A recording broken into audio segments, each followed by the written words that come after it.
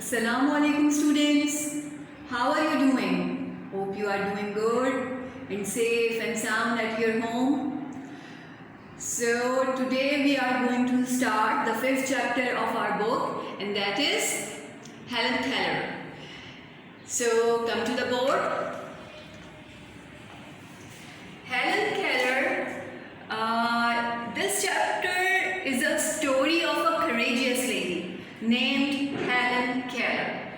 And this lady, this woman, got seriously ill in her childhood. And because of her illness, she became blind and deaf. Then, when she was 7 years old, a teacher came in her life, and her life got completely changed. And then she learned how to speak and how to read. And then the book will tell us about Braille writing, that what is Braille writing and how can blind people read with the help of Braille writing. And then this courageous woman, this brave lady, passed all her examinations easily, and even she went to the Howard University. This lady also visited Pakistan, and her life gives us the message of courage and zeal. So this is all about the chapter, what will be there in the chapter to read. Now come to the board so we could see the new words of the chapter. So all these words are not very new for you, but we are revising them, we are repeating them just to refresh our vocabulary. So the first word here in our list is fortunate. Fortunate is an adjective and it means lucky or blessed. Urdu meaning is khushqismat. Next word is unfortunate. Unfortunate is an adjective and it means unlucky or ill-fated, and Urdu meaning is badqismat. The other word in the list is misfortune. Misfortune is a noun and it means problem, difficulty, trouble, and Urdu meaning is badqismati.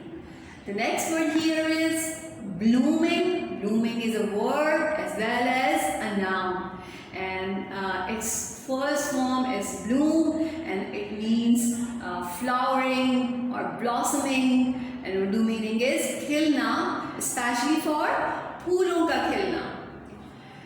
And the next word is happy. You know the meanings. Meanings are joyful and this is an adjective. And Urdu meaning is khush. And then unhappy. Unhappy is an adjective and it means sad, sorrowful, and Urdu meaning is nakhush. So the next word in the list is fate. Fate is a noun and it means destiny, luck, or God's will, and Urdu meaning is qismat. The next word is also very easy and that is sad. Sad is an adjective and it means unhappy or depressed, and Urdu meaning is udas. The other word is miserable. Miserable is an adjective and it means sad or depressed or unhappy, and Urdu meaning is dukhi. The other word here is content. Content is an adjective and it means satisfied, pleased, and Urdu meaning is mutmain. The other word in the list is patient. Patient. In our chapter, patient is an adjective and it means uncomplaining or tolerant or calm, and Urdu meaning is sabir. And you also know that patient is a noun too, and when we take a patient as a noun, then it means some person who is ill, bimar. But in our chapter, this patient has been taken as an adjective. So the next word is cheerfully. Cheerfully is an adverb and it means happily or joyfully, and Urdu meaning is khushi se.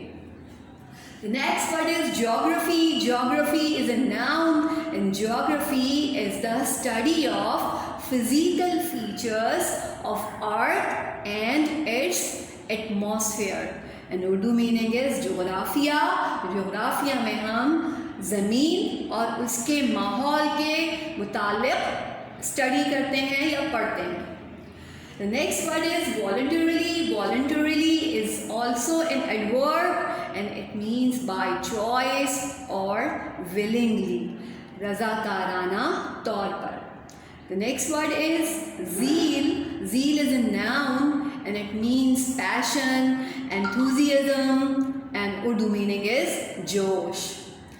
The last word in our list is curse. Curse is a noun and also a word, but in our chapter it has been used as a noun. So and it means an offensive word to express anger or annoyance. Urdu meaning is कोसना या बद्दुआ देना. So this is the list of the words and their meanings. Now come to the book so we could read the chapter. So the chapter is Helen Keller. How fortunate are those who are born into the world with two eyes to see all its beauty, but there are some unfortunate people who can neither see nor hear. This world, which is full of beautiful colors and sweet sounds, appears colorless and dull to these poor souls. What a misfortune! They cannot see the lovely flowers blooming in the gardens and hear the birds singing sweet songs. They indeed feel very sad, for their fate is so hard. Worse is the fate of those who can see and hear once and then no more. But they are so courageous and bold that they do not look unhappy. They accept the challenge of their fate and try to live cheerfully. So this paragraph is telling us, the first paragraph for our book of this chapter is advising us to say Alhamdulillah all the time, because we all are in those people who have got lots of blessings of Allah subhanahu wa ta'ala. All those people are lucky who can see and enjoy the beauty of world. You are lucky, I am lucky, Alhamdulillah. But some people are not as lucky as we are. They could not see, they could not hear, they could not enjoy the beautiful colors of world. Some cannot listen to the lovely voices. Their fate, their luck is so hard for them. Then there are some people in the world who are born healthy but lose their vision or hearing or any other ability after some time. So fate becomes worse for them. But we should appreciate those people who face such situation and try to live happily. Salute them. Hats off to them. So, among such brave and courageous people, the name of Miss Helen Keller tops the list. In those brave, bold, daring people, one of the names is Miss Helen Keller. Helen Keller was born in 1880 in a little town in the United States of America. Up to the age of 2, she was quite a normal child. She could see and hear everything. In February 1882, little Helen fell dangerously ill. All felt sorry for her because she became blind and deaf. Her parents looked sad. Everybody was unhappy and the little child felt miserable. So Helen Keller was born in 1880 in USA. and till the age of 2 she was a normal child. Then she got seriously ill and lost her vision and hearing ability. Of course, everyone was very sad, very grieved because for the little child. When she was 7 years old, her life suddenly changed. Helen's father asked a lady named Miss Sullivan to come and look after his blind child. Miss Sullivan had herself become blind when she was a child, but afterwards she got her eyesight back. She thanked God for his kindness to her by helping other blind people and making them happy and content. She started teaching Helen. One day, she took Helen to the river bank and put her hand in the water. Slowly, she made her write the word water on the sand. She made her do it several times. Thus, Helen learned how to spell the word water. She felt very excited because she knew that at last there would be some light in her dark world. So when Helen Keller was 7 years old, her father asked a lady, Miss Sullivan, to care for her child and to care for his child, to teach his child. And Miss Sullivan herself had faced the same situation, so she used to thank God for his blessings by helping other blind people and by making them satisfied and happy. So one day Miss Sullivan took Helen to the river bank and let her feel the water. After that, she taught her to write water on sand, and at last the child learned to spell water. That was a milestone for her, and she was extremely happy. For her, that was just like a light at the end of the tunnel. जैसे हमें अंधेरे में रोशनी नज़र आ जाए, या सुरंग के किनारे पर जहाँ लगता है कि रास्ता ही नहीं मिल रहा और हमें कहीं से किनारे से कोने से रोशनी नज़र आ जाए. That was just like this for her. The work was very slow and difficult, but Miss Sullivan was very kind and patient. Little by little, she taught Helen about mountains and rivers and about history and geography. She even taught her how to count and do sums. So this work is not very easy. So of course this work was very hard and time-taking for Miss Sullivan. But she was loving, hardworking and tolerant. Slowly, she taught Helen about different objects of world, and even she taught her history, geography and simple maths too. When she was 8, she was sent to a school for blind children. She had forgotten how to speak, but her teacher helped her. She would put Helen's hand on her own lips and let her feel the movements of the lips at the time of speaking. Helen did many exercises like this, and at last, at the age of 10, she was able to speak again. "What a joy!" she exclaimed. By and by, she learned to read books. These books were printed with raised points instead of letters, and she read them by touching with her fingers. In this way, she was able to learn as much as other people could. She passed all her examinations easily.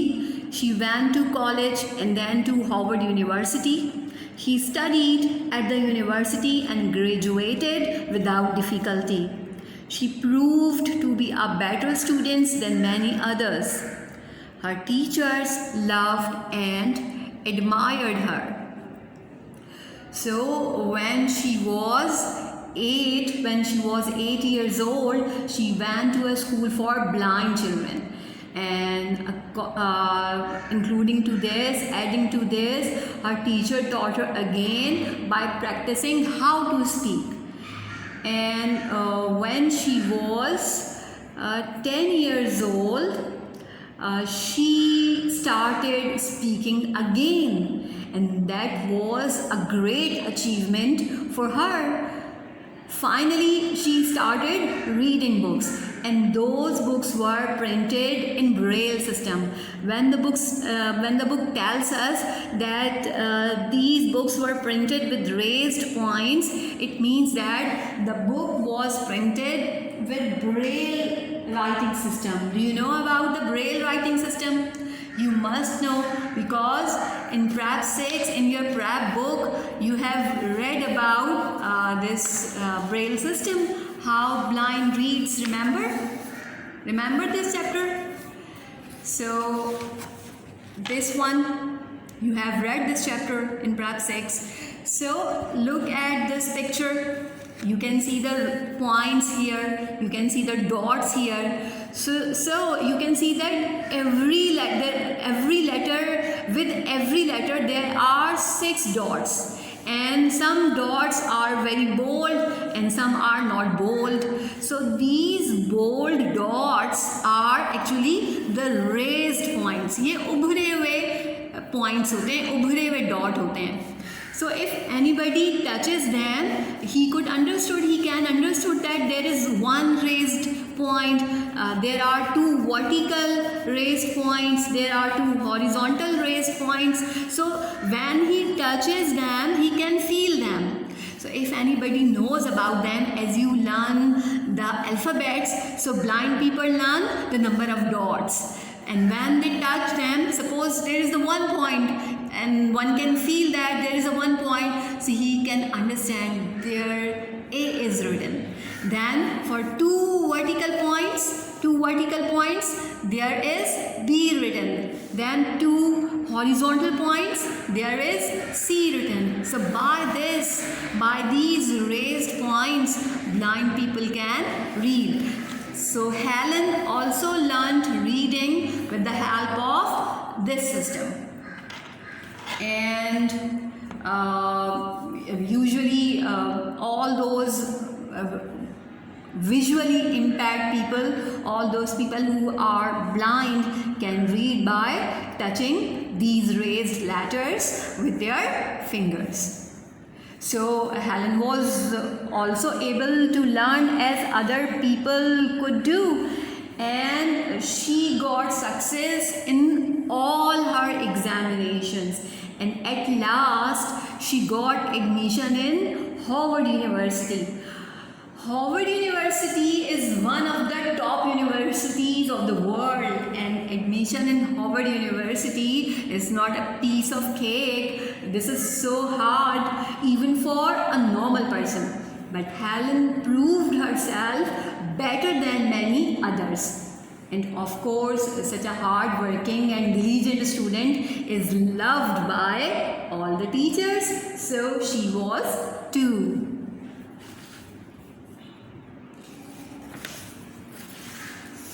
So there's the last paragraph of this chapter.